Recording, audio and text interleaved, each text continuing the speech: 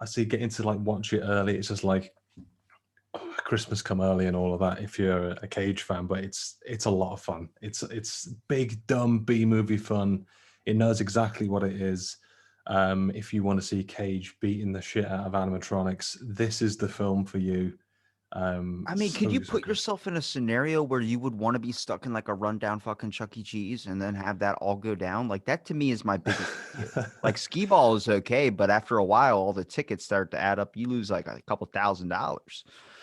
Oh man, I mean, what scenario would have to happen for me to be in that situation? Because I think I mean, I'm a coward at heart. I would get killed off real quick.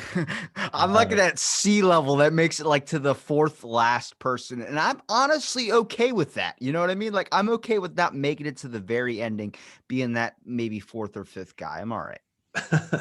Yeah, I mean, if I can make it mid tier, if I'm like halfway through the people getting picked off, then that's all right. You don't want to be the first one to die. You don't want to be like the lame one before you've started piecing together the mystery of what's going on. That's like when you read a newspaper article and you see the guy died from choking on steak, and you're like, that's just fucking sad. But then that's what would be like if you're the first person dead. It's like, oh, that's just sad. He wasn't even that good of a character. Yeah, I want some backstory. I want some real steak, like you say to my character, some real meat.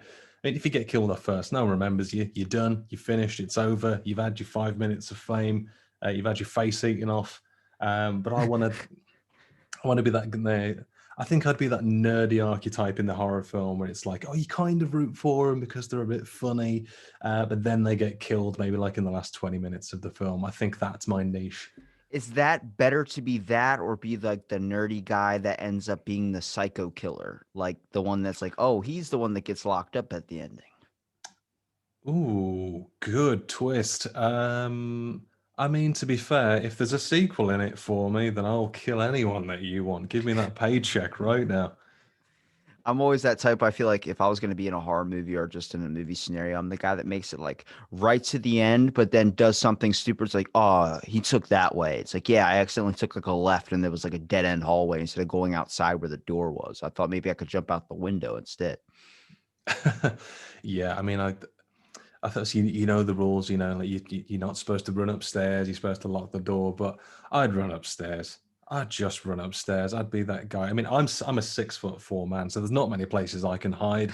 I'm very visible, unless I can kind of in a cartoon way get like a Scooby Doo Shaggy hide behind a giant lamp or something, or this cardboard cutout of Nicolas Cage.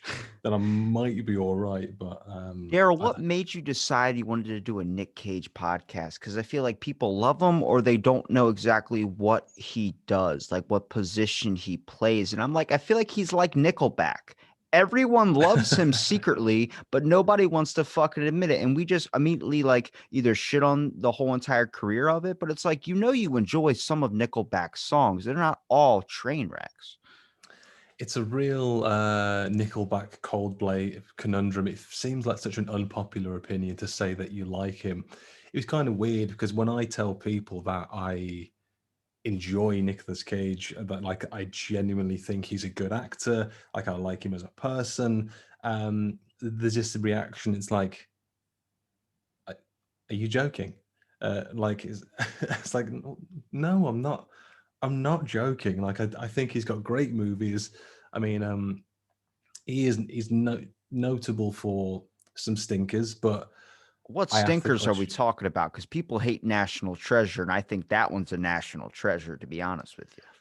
I think like National Treasure is one of the most safe grounds, Nicolas Cage films that you can get. That's like hallowed ground. You can't be upset with National Treasure. If you don't like National Treasure, you're a monster, and I will go on record and say that. Um, That's my first movie with him that I've ever seen in it. And then then I saw oh, the Two Face one with John Travolta. I don't know that. I think that's hopefully that's the title. Probably not. Um, Face Off, but Face pretty Off. close. But like it's like with John Travolta. Like I just saw a magazine, and he's been gone forever. I just saw him in a magazine this morning when I was at the store, and it said he finally quit Scientology after 45 years, and he looks like he shaved his head like the Punisher, like going after the people that killed his I family. mean, they've got to have some stuff on him though. I mean, If you left Scientology, would you not shave your head as well? You've seen some things in Scientology, and when Tom Cruise is basically at the tippity top of that pyramid, the influence, the Illuminati influence that man has, your days are numbered. I've talked to so many people through Scientology and they all have kind of went clear where they've kind of released, like been out of the fold of it. And they're just like the Jehovah's Witnesses. You constantly still get emails, you constantly still get berated with messages and stuff. And I'm like, just seems like a tasking group to be in. Even if they did give you like Nicolas Cage level fame, I don't feel like I would want that. Yeah, it's. I think it's a difficult one. You can leave it, but you don't really leave it. So not Scientology, but a true story. When I was at university, a friend of mine called Danny Hyde, he joined the Mormon religion as a joke. They came into his house, but he's this very sort of like, um, I guess to describe him lovingly, a very like kind of stoner, lovey, sort of happy-go-lucky guy. They knock at the door, he lets them in. Um, and next thing I know, me and a few choice friends are being invited to a Mormon baptism. So we got dressed up for that. We just see him just like in his mid-20s. He's like, I don't know what the fuck's going on. Getting dunked into a giant tank of water. We're singing hymns. Um, and then he just stopped attending Mormon meetings, whatever they're called, I don't know. And then they, I think, harassed him for a while, knocked on his door, gave him a few phone calls, but eventually left him alone. But What do you question somebody like you're a grown man and somebody's dunking you into a tank? Like I was watching Family Guy and they were doing the baptism of Joe's little baby, and the priest says his little hymn or whatever, and then dunks the baby underwater, and he keeps doing the hymn thing while the baby's head's underwater. Then like a minute passes, and Joe's like, "Get my baby out from under that water!" Like he's like holding her down there for like a minute, and they can see the baby flying around and stuff. I'm like, "Yo, they legit have all the power." Like I've seen grown people do the baptism and lay back in the thing. I'm like, this is like a Nicolas Cage film. This is just fucking scary. Like you could turn that into a dark and demented thing where they don't let the people get back up. I mean, I'm surprised it hasn't been a Cage film already, but it's like we were sort of watching him. It's like in this little room, it's like a side room almost, and then there's a glass on the wall, and then we're like looking down almost as two of the Mormons taking him and sort of dunking him in and out, in and out. He's dressed in this boiler suit, looking like Michael Myers without the mask. And we're all like, this is weird. It's funny. It's very funny, but it's weird that Did we he could be here for such a special day. did he do the whole plug the nose and like you know how some people they can't just go underwater, they have to hold on guys, before you dunk me again, let me just plug my nose real quick and then you can repeat your hymns or your says and then I'll go back underwater. He had a little plug in there.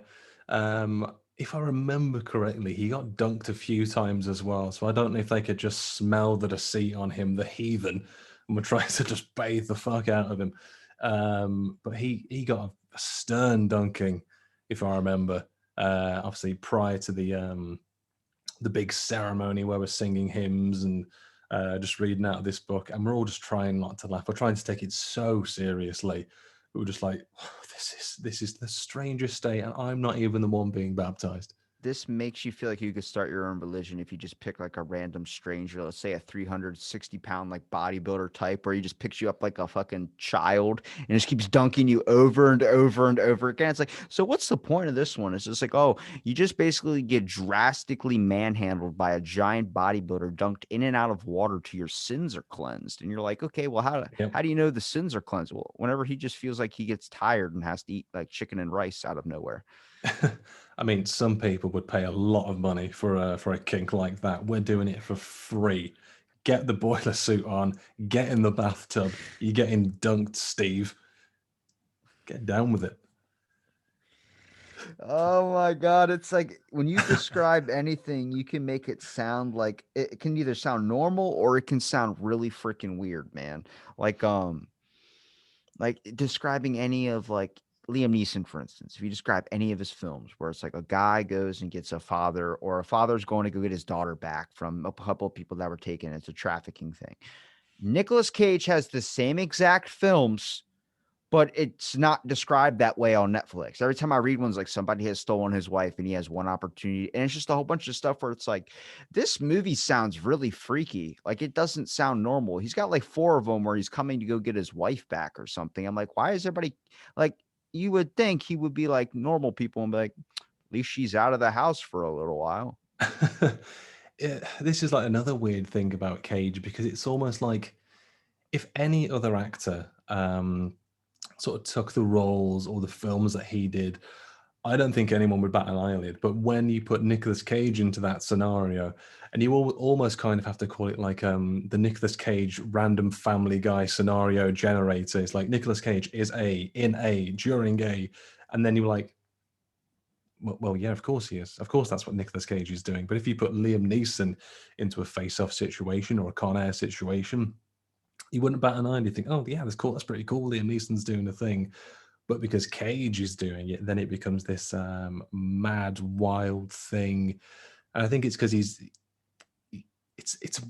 so weird to sort of He's not niched in anything. I think that's why people can't really peg him down anywhere because he can be a good guy and a bad guy compared to Liam Neeson. You kind of think of he's either like a super good guy or that's usually what you think of him as like a Jack Reacher type, like same thing yeah. with Tom Cruise. It's usually the good guy he's playing, like the impossible spy or something. Mike Myers is the gold member goof, Austin Powers and all that.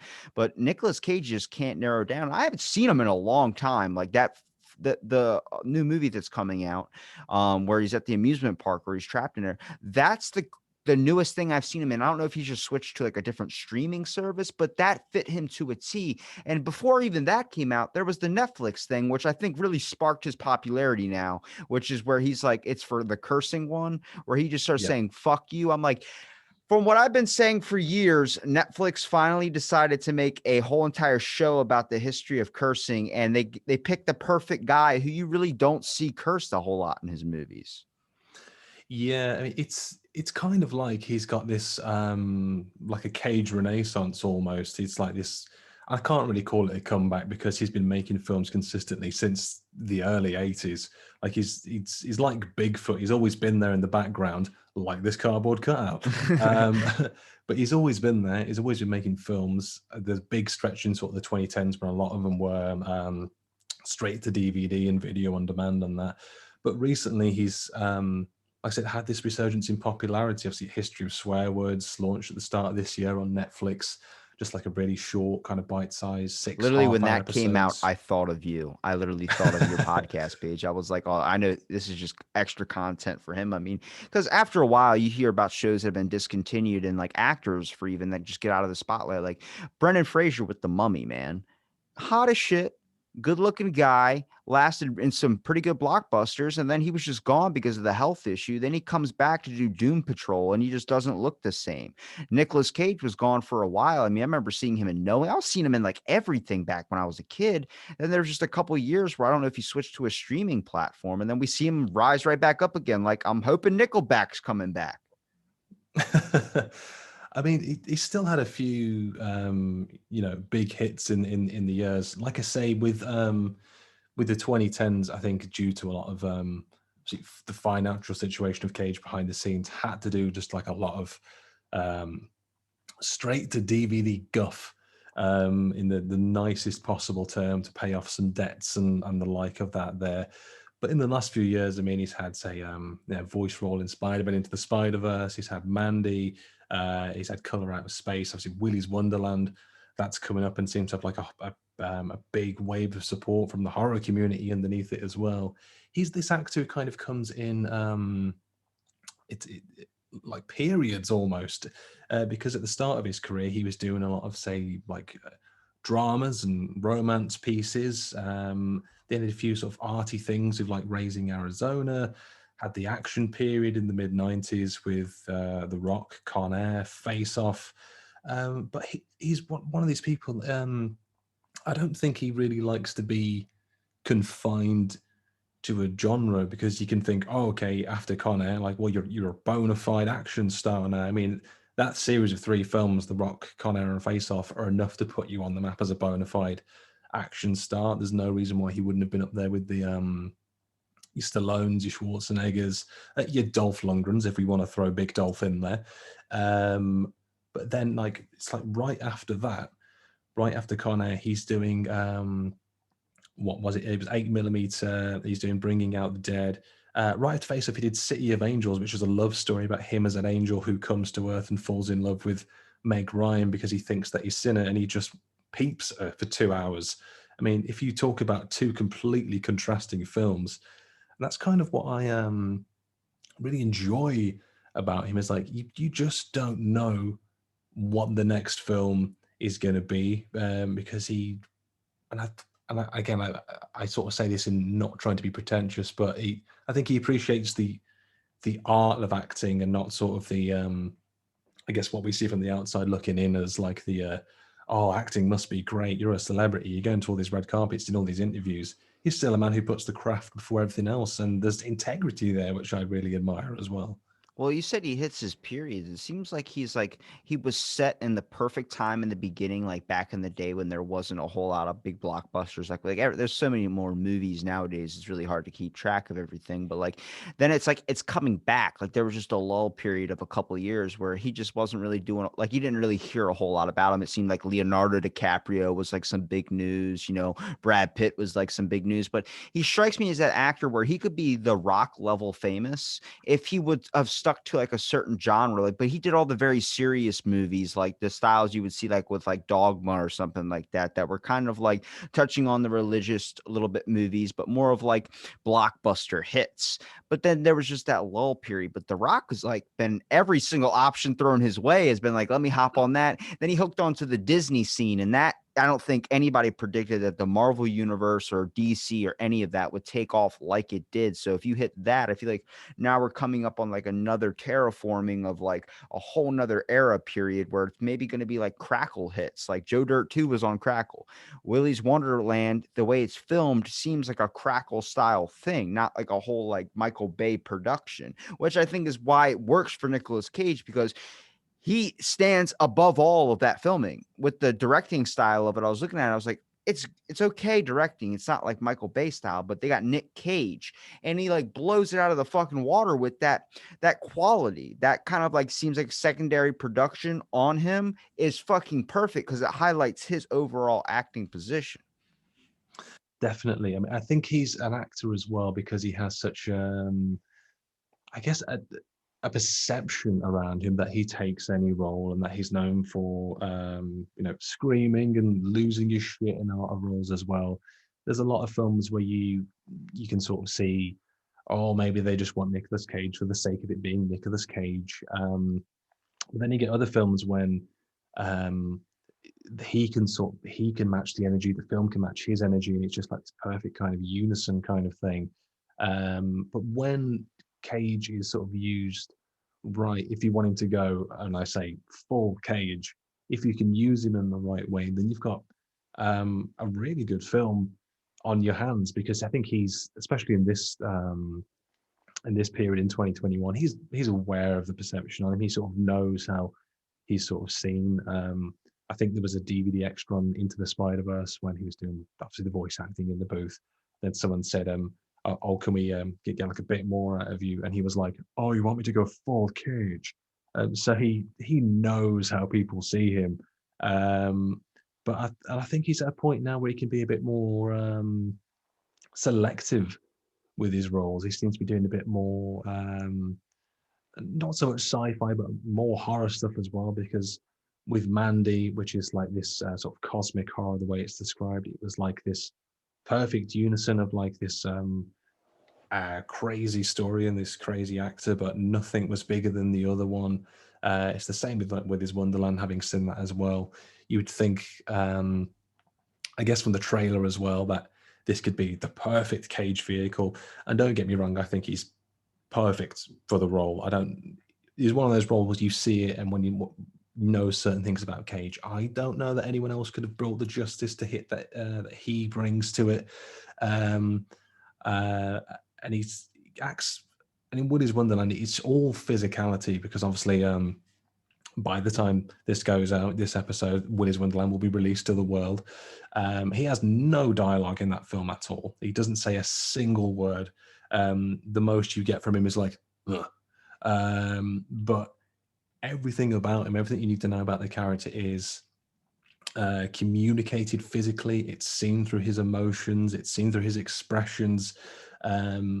And I think, obviously, I'm no actor. I'm no expert at acting. I sort of never claim to be a film expert by any means, but conveying emotions through lines is one thing.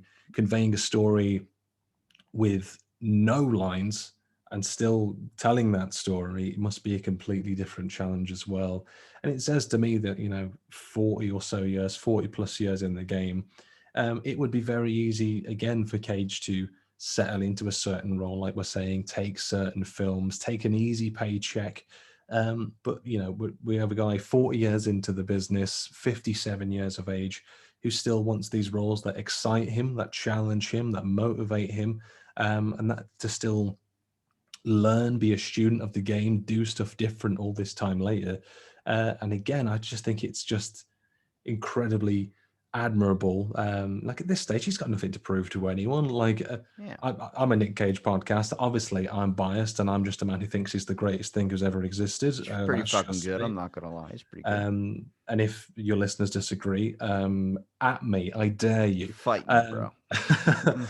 I'll give you my UK coordinates if you can get in post Brexit. Good luck. But I just think it's great that even now we still don't know what's coming up, and when you get these descriptions of the new roles that are coming out, everything's still so different and so exciting, and that's He I hasn't think sold just so much out. That's fun. the thing, is he Yeah. hasn't been like a lot of actors nowadays. Like the weirdest thing that happened, even bringing back to John Travolta, for instance, in the beginning of this pandemic, when everyone's sitting there like trying their best to get unemployment and struggling and losing their businesses, and people are getting like really upset and depressed, he just comes on and goes, "Hey, everybody, follow my son's TikTok," and then says his son's TikTok and then hops off. That's it. No message of like, "Hey, we're here with you." Like a lot of actors were creating messages of like peace, saying, "We stand with you, we all these things." And it was like, do you really care? You're just doing that because you haven't been working in a very long time because coronavirus has kind of halted everything. And Mhm. it's like Nick Cage never did that. And Nick Cage, the factor of that Willy's Wonderland movie is the best concept for a movie, because it's not a dude being afraid of being stuck in a fucking amusement park. It's a dude that's gonna like, okay, I'll show you who's more badass, and beating the shit out of these animatronic machines and stuff. And I feel like the normal that we would have seen would have been some dude that's deathly afraid trying to survive the horror basic flick template. And this one's like, no, this is Nick Cage going off. Like, hey, he's just gonna fucking show these animatronics. He doesn't give a shit. He's here to get paid. I think I've been watching a few interviews about Willy's Wonderland with Geo Parsons, the writer of the film, and he's done nothing but sing Nicolas Cage's praises. And obviously, with the Hollywood machine, whatever you want to call it, from the conception of a film to it being created and being the film that we get in the cinema on demand, whatever. Um, Obviously, through editing and budgetary constraints, things have to change and compromises have to be made. But he was saying that sort of the studios and the producers wanted to make some quite hefty um, edits and changes during production. But when Nicolas Cage came on board, he said, like, look, the script I was given by Geo Parsons is the script I want to make. If you want to change that, then you don't have me on board. I'll take my talents elsewhere.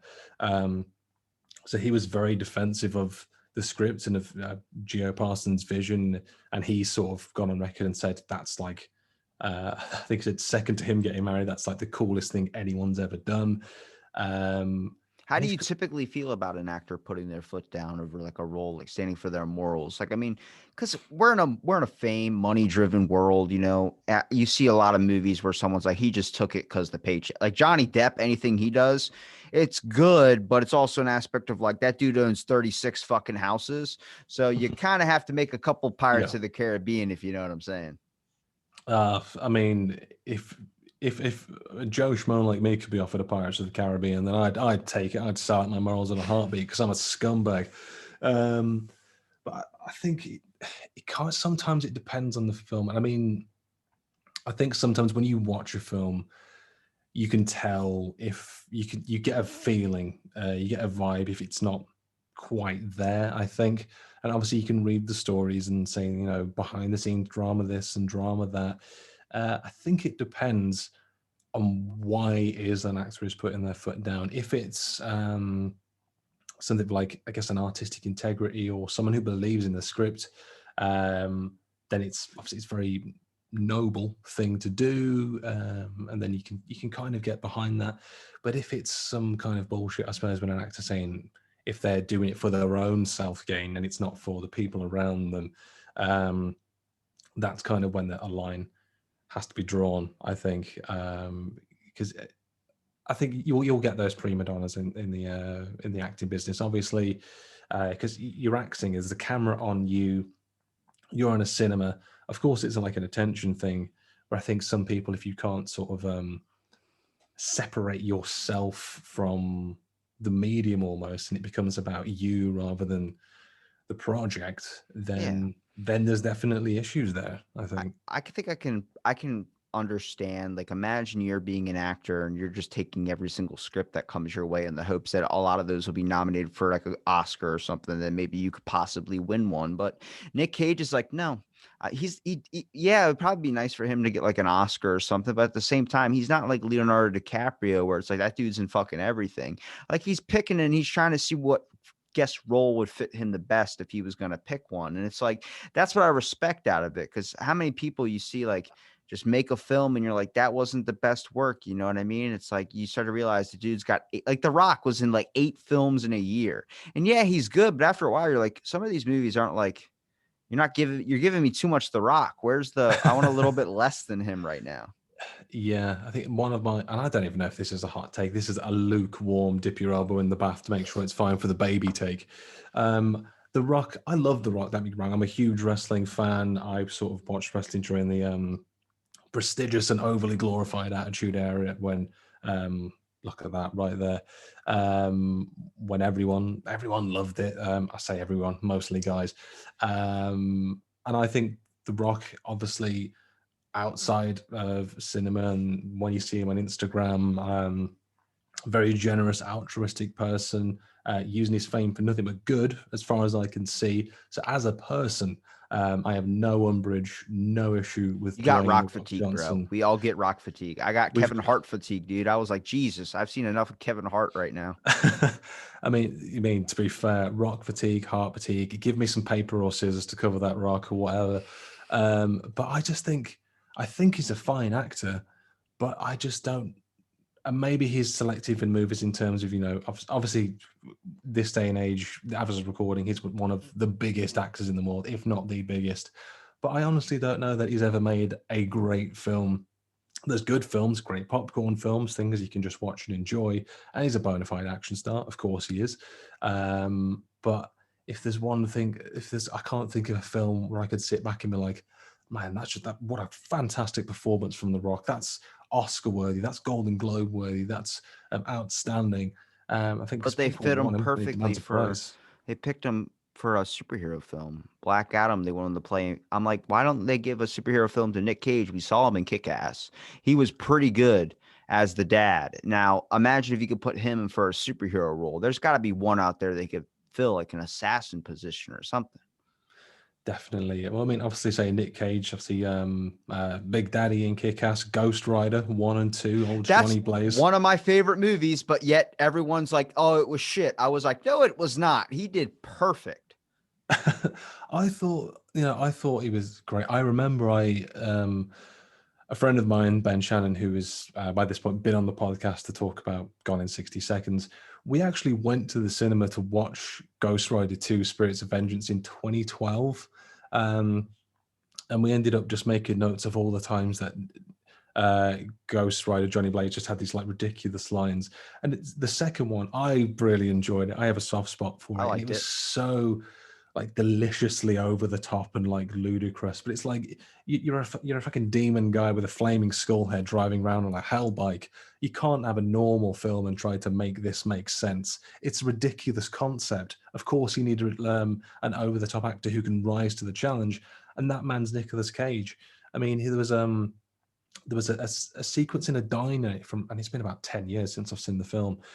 when I think they had to protect like this hell child or something, and I'm grossly misremembering the film. The Um, Antichrist. that's the Antichrist because, of course, it is demons. And they're in a diner or something, and he's having these thoughts about like being a father figure, and then he just reaches over the table to stroke this boy's face, and the kid's like, "What the fuck are you doing?" And I think his line was, "Oh, I thought I saw a bee on your face," and I was howling in the cinema, like, "Yes, of course, there's a fucking bee on your face. Why should it make sense? Yes." Um, I and then can see there's where people have a lot of problem from it from that example, but I thoroughly enjoyed at least the parts that I really remember from it. It has been a while since I've seen it, but it is one of those movies where he's screaming on the bike and he's laughing really, really hard. You just see his skull start turning into the Ghost Rider thing. I'm like, that's just the best fit person. I couldn't think of anybody else where I'm like, they should get him in another movie like that, or at least give him a superhero position because he could easily fill up something in the MCU or something in the DC universe. I mean, but he just strikes me as that guy. He's like, I'm fine with taking these fucking Crackle movies or something like that. I'm like, really? Like, there's got to be a turnaround for him. Like, I believe him and Nickelback are going to be like the newest things in 2021. I mean, if Nickelback's launch a comeback, I would not be surprised. I mean, if you look and you love a Nickelback, Nicolas Cage, Nicholas back, if you like, cross up, Drive Angry, where he has fucking Chad Kroger hair, and it's never explained, just bleach blonde, long, unnecessary, disgusting, but oh, chef's kiss. Give me more of that on a plate. Veins now in. Give me all of it. Is this how you talk about Nick in your episodes? Like you just focus on specific movies, you point out his qualities, you point out the things that people probably aren't seeing. Because, like I said, I like National Treasure, even though people hate that fucking movie and they hate a lot of the stuff he's been in. I mean, most movies I like, people really, really don't like at all. Yeah, I mean, on the podcast, I mean, it didn't used to be, but now it's sort of bringing on like guests just like to talk about the films and stuff, and it's very tongue in cheek because some of these films. I mean, look, I love Nicolas Cage. I hope I've made that quite clear at this point in speaking with you. But some films, they are what they are, which is a very generous way of saying some of them are fucking shit. But obviously, you have to take some things at face value, um, and just highlighting the ridiculousness of some of these films as well. Because, like I said, a lot of it goes back to it seems like the Nicolas Cage Family Guy random scenario generator, but some of them are just ridiculous. Obviously, he's got some stellar work in there, but this all comes into again. I think this I'd say quite unjustified perception of him because a lot of people will write him off. I think he's a bad actor. He takes any films. All he does is scream. He can't act. And I think it's ridiculous to try and remind people that actors can act. It's kind of what they do. But 1995, we go back to that, Leaving Las Vegas, where he won the Oscar and the Golden Globe for Best Actor, nominated for Best Actor awards for 2002's adaptation. Um, and a fact I love to bring up in now the sadly defunct Blockbuster Entertainment Awards, no one held more Blockbuster Entertainment Awards than Nicolas Cage. That's a fact. That's a Wikipedia fact, and you can look it up. What a man! What a guy! What a hero! Wikipedia is a great reference to go to. And if you think I'm not credible because I use Wikipedia, just ask me for my coordinates. Come over here, and we'll have a gentleman's scuffle. I'll roll my sleeves up, put my chin out. We'll go Bridgerton on you, but not in a sexual way. He can cross from a cop to be a supervillain. Now, if you could choose a movie that Nick Cage has made that you would like to spend your whole entire life in, what would it be? Because I'm a big fan of Knowing, that one where he could see the future of some. Imagine that. You got a piece of paper you dug out of a time capsule that has every tragic event happening. You could choose to prevent it or not. That's a good question. What cage verse would I want to live in? I suppose by the end of Knowing, though, the world's destroyed, and unless you're a child getting put onto like this tree of life planet, then you're kind of fucked. So it'd be good to know, but how do you prepare for like that the world exploding unless you're Elon Musk and jetting off to Mars? Um, National Treasure could be fun. I mean, again, I don't know the first thing about history, and a lot of it is American Dude, history, but imagine a Where's Waldo book, but your life is that, and it happens to do with the government. That would suck ass to live in. Oh man, just have to go find yourself. Like, oh, How that's hasn't he too played spiritual. like Jesus or Moses in a movie yet? He has the perfect face to play like somebody that would have a biblical storm coming that he'd have to save you from. Because you can't play yourself. Come on now. Fuck. Uh, think about it. Go on, think about these questions, man. When you are God, that's just blasphemous. Are you are you insane? What are you saying? Are you What are you? insane or are you Nicolas Cage insane? There used to be a line. There isn't anymore. When you've watched as many films as I have, it changes a man. You don't come back from that, and I regret nothing. It's funny because you said like he kind of rolls with the whole like cause I'm Nick Cage type references. I'm like, I feel like when all those memes came out, it's kind of like Leonardo DiCaprio, where it's like you got turned into a meme god where you are solidified throughout like the meme verse as being like this perfect reference for thing. That's the same thing with Nick Cage. That's better than like Will Smith when he got memed when he was crying over his wife in that one interview that they did recently. Now everyone remembers that crying gif of Will Smith and not Fresh Prince. I'm like, thank God it was something good with Leonardo DiCaprio and Nick Cage, not something bad. Yeah, I mean, obviously, Leonardo DiCaprio has been immortalized when it was the I can't think of the name of the film, the Tarantino film Django, where he's oh, that one as well. Django, yeah, There's two that I'm thinking of. Obviously, there's that one where it's like obviously for the benefit if you watch this on YouTube, that yeah, one. If you're listening to this audio, you've missed out on a great reference. that's Django. That's Django Unchained, and then there's one Once Upon a Time in Hollywood. I think it is when he's like in the yellow Oh, he's shirt and he's what? sat down What? pointing. I'm pretty sure that's Wolf of Wall Street. Is it Wall Street? Yeah, Oh, I don't know. I haven't seen the Once Upon a Time in Hollywood. I'm pretty sure I might remember. You might have to Google that one, put her up on the old wiki. I know. I feel like I need to I haven't Google. seen Once Upon a Time in Hollywood yet, but I've seen like the only thing I think I saw was like the clip scene where he fought Bruce Lee. Brad Pitt did. Um, Is it? I'm just. Uh, oh no, you're right. I think it is Wolf of Wall Street. Yeah. I apologise. My meme was off. I will lash myself 7 times for such an egregious error. Um, but like you say, with Cage, I think he's someone else who he's been. Not that he's, from what I've read, that he's always understood the memes, but he's embraced them. Um, One of the main references of one is a film from Vampire's Kiss, which when we talk about Cage films and a Cage performance, it's up there with, say, The Wicker Man as arguably one of the cagiest of the Cage performances, because he was sort of utilizing German expressionism and just basically very physical, doing what he wanted.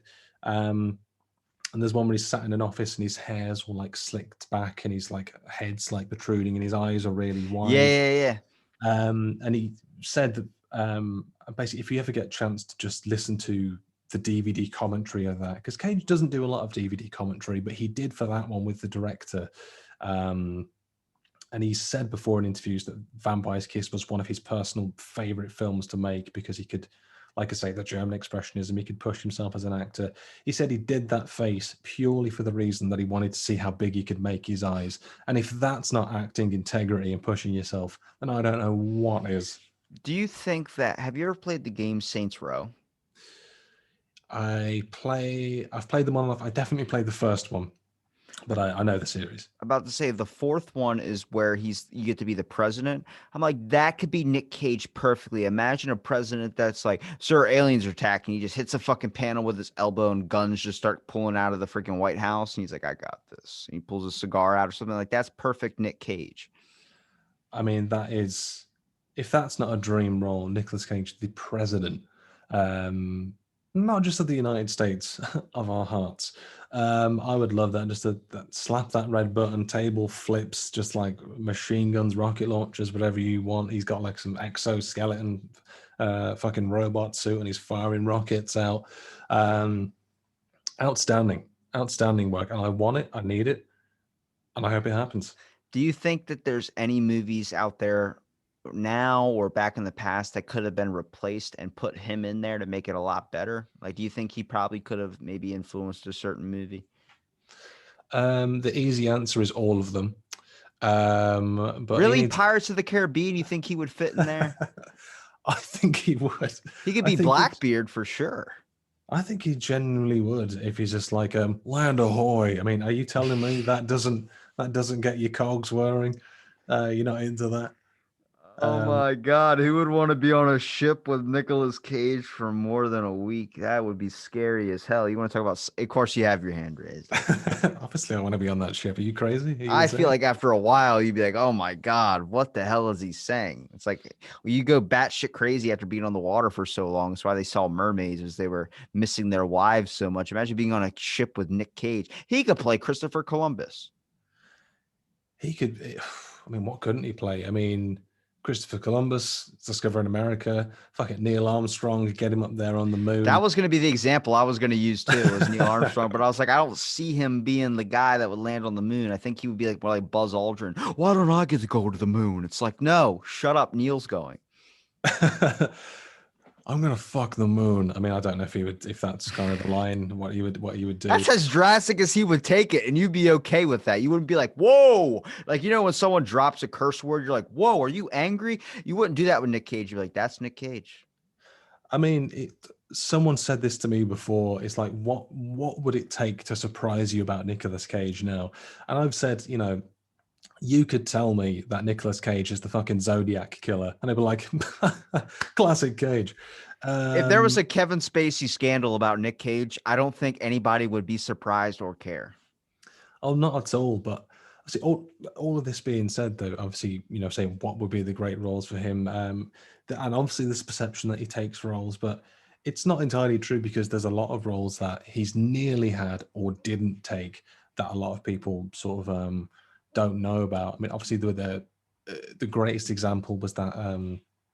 And you can find this if you Google Nicolas Cage Superman. He was very, very nearly Yeah. Superman in the Kevin Smith scripted, Tim Burton directed Death of Superman. That was a good This, choice, though. He did look okay in the suit to take pictures in, but I wouldn't have scripted him for that movie. He just didn't. He does not fit a Superman type. He fits more of like another some other superhero or something. Maybe like you could do him with a Batman for sure.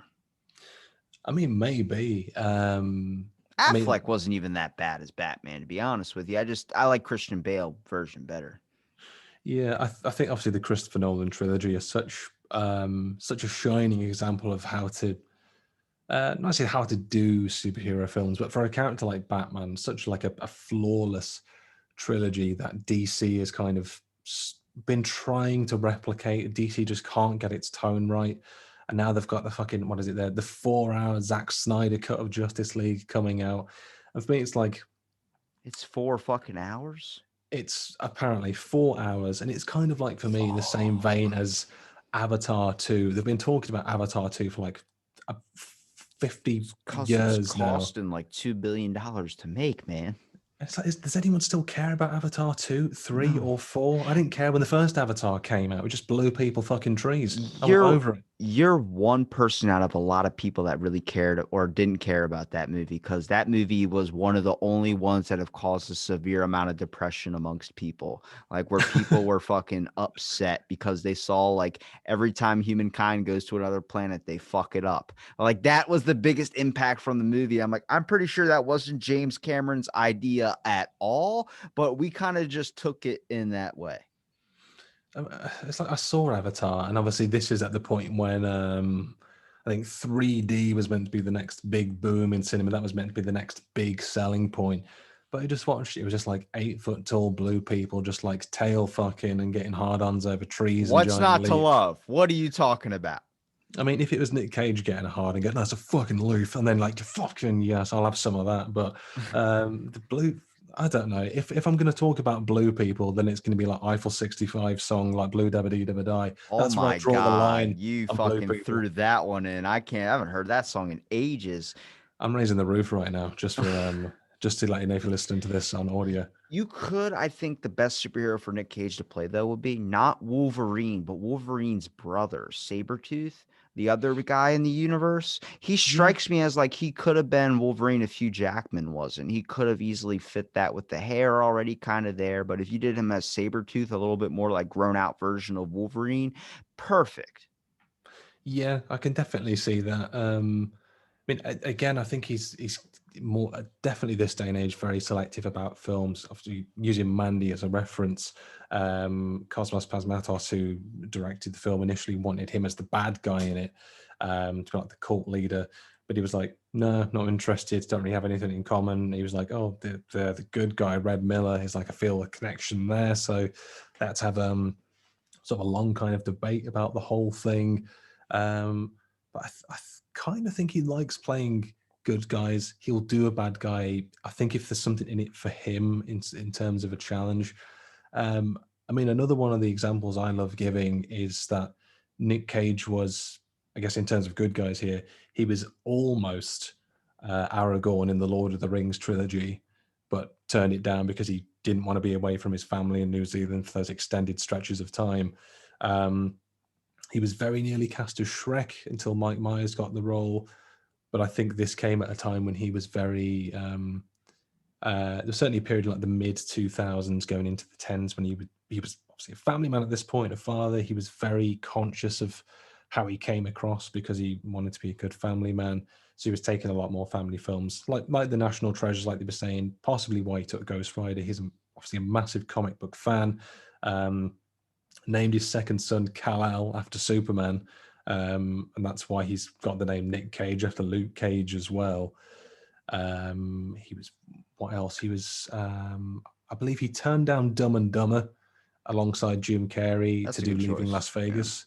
Obviously, he got the Oscar for it, so it paid off in the end. I think he was almost the star of The Matrix as well. He was almost Neo in The Matrix. But similar to Lord of the Rings, he didn't want to travel across, didn't want to go to Australia to do it. How did Keanu slip in the simulation where he's just like gifted as everybody's lover boy, or everybody's like, oh, it's Keanu Reeves, the badass? I'm like, there could have easily been a slip between Bill and Ted's Adventure where he was the dumbass. You know what I mean? It's interesting with Keanu Reeves because he's someone else who's been around for, I think, a lot longer than people remember or give him credit for. Uh, Obviously, so way back, that's obviously got Speed under his belt, which is one of the, I think, arguably the big trend-setting action films of the '90s, and had like a lot of um, imitators on the back of that. You can argue Con Air is like a Speed imitation.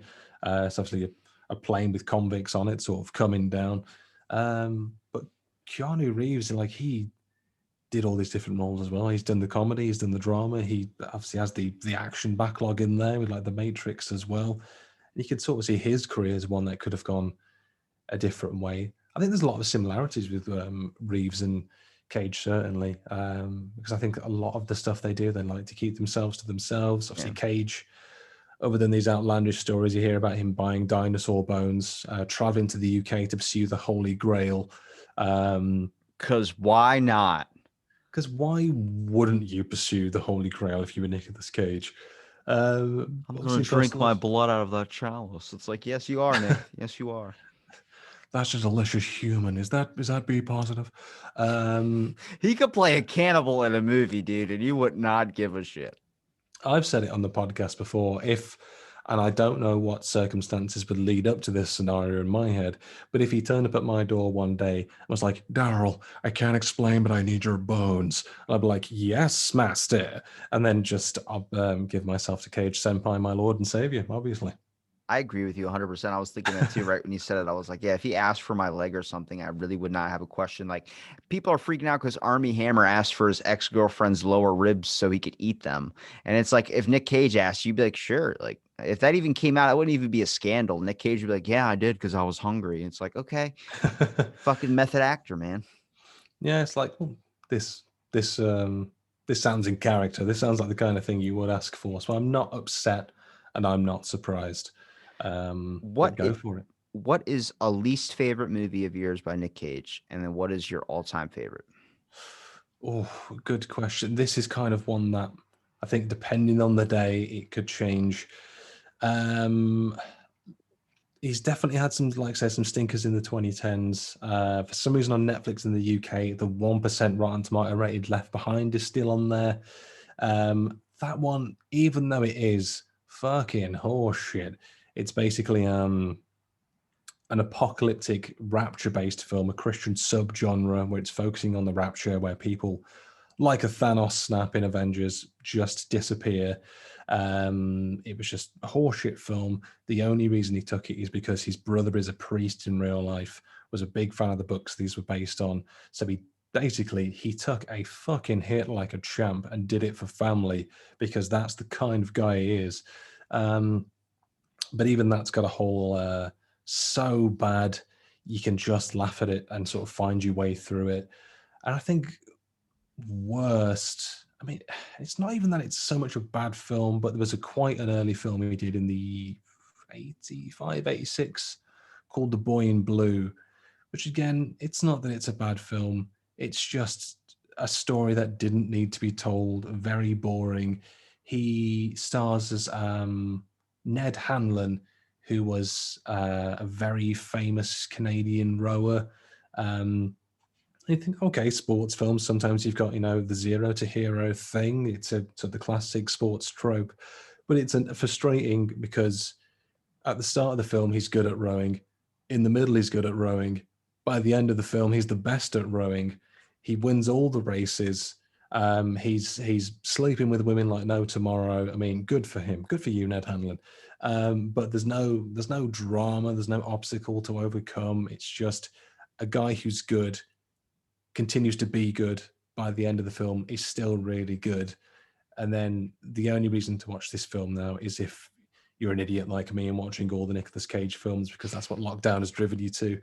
But that one is just very, very, very boring. So Very, we would very call boring. it the Eddie the Eagle of Nicolas Cage films, which is that one with Hugh Jackman where he played that snow or a ski instructor or something. Yeah, definitely. There's probably some other stinkers in there, but some of them, they come under the classification of being very cagey films, so you can just give them a pass because you know what you're going to get.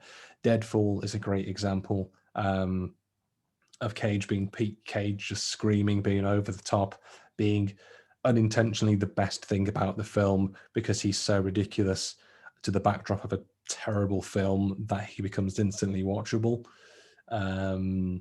I think if you've seen the video on YouTube, Nicolas Cage losing his shit, and that might be where a lot of people get their ideas about him because they've not watched enough films to know that he's actually a good actor. Yeah. That features in there quite heavily. But for now, The Boy in Blue. But again, if you ask me in a week or a year, it might change. In terms of favorite films, I mean, obviously, what is dubbed the testosterone trilogy, The Rock, Face Off, Con Air. Those are solid action films. Can't go wrong with those. Mandy, I really, really enjoy because it's so different and so sort of visceral and so visually intense and pleasing. Adaptation, obviously, it got so much awards. Praise, didn't win for Nicolas Cage, which in 2002, and I've said it on the podcast before. Actually, that being said, my episode on adaptation went up very recently. He lost the BAFTA to Daniel Day-Lewis for Gangs of New York. I've said it before and I'll say it again. Fuck Daniel Day-Lewis. I saw that hashtag. I agreed with it. I mean, thank you. The real ones get it. The Day-Lewis fans, make your own podcast, you fucking losers. Adaptation is a great film, directed by Spike Jonze, written by Charlie Kaufman. It's like a film about making a film, and you're also watching the film being made at the same time. It's a And film Cage is within a playing film, twins. bro. It's a film within a film. It's like Inception before Inception, god damn it. And Cage is playing twins, Charlie and Donald, and he just fucking smashes it out the park. This kind of comes into something I've touched on before, where there's a lot of films where I think the actor's so recognizable, like a Cage, for example, that you don't always see the character. You can see a character, or you can see Nicolas Cage playing a character, but in this, you forget you're watching Nicolas Cage. You see, you're fully invested in the character of the Kaufman twins, and it's superbly acted, brilliantly written, so well directed. It's just an instantly replayable and rewatchable film. But that also being said, I now fucking love Willy's Wonderland as well. It's gonna be probably one of my favorites too. I suspect it will be. Like I said, if you like a sort of B movie kind of horror, if you like, it's got some sort of Evil Dead vibes in there. It's over the top when it needs to be. There's a lot of wanton violence and animatronic destruction. Obviously, if you take it at face value, don't try to over analyze it. It's big, dumb fun, Just which buy a ticket and sit back and relax. sit back, relax in 2021. We've had a stinker of a 2020, 2021. It could go either way right now. It's not looking promising, but just let this film just take your mind off of things for 90 minutes, and you won't regret it. You can have a good time. Well, where can people find you at, Daryl? You can find me in your heart and minds. But if you want something more tangible, that's not an idiot talking. I am on Twitter at cage_podcast. Usually pretty active on there. I'm usually checking it when I'm working from home because I'm a monster. Instagram at Cage Rage Pod. And between the two, you can find the link trees available on all the usual streaming platforms, your Spotify's, your Apples, your Podchasers, and all the other ones I can't remember because I'm so bad at plugging. But if you like an idiot talking about Nicolas Cage, feel free to follow me, send me a DM or whatever, like and rate the podcast if you want. That'll be all right. Do that. Yeah, do that. Do Now that. you Feel get good to about end yourself. it as Nick Cage. How would you end it as Nick Cage? You got the best impression I've heard so far. So far. So far. It's just been a fascinating opportunity to speak to you and have this interview, and just go. You just don't see a lot of podcasts like this anymore, and it's really about it's such interesting because you don't get a lot of hosts like yourself that ask the big questions, and I respect that, and I really respect that. And follow Darryl at Cage_podcast. He's not on Cameo, but he will send you nudes for $5. So consider that. Times are hard, friends are few. Be happy, peace and love. The only person I know that can make singing happy birthday at a birthday party unfucking comfortable.